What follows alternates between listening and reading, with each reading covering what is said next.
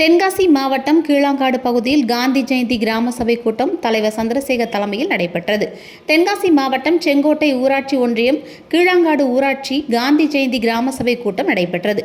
இந்த கூட்டத்திற்கு கீழாங்காடு ஊராட்சி மன்ற தலைவர் சந்திரசேகர் தலைமை தாங்கினார். அதிகாரிகள் முன்னிலையில் நடைபெற்ற இந்த கூட்டத்தில் பொதுமக்கள், கல்லூரி மாணவிகள் என ஏராளமானோர் கலந்து கொண்டனர்.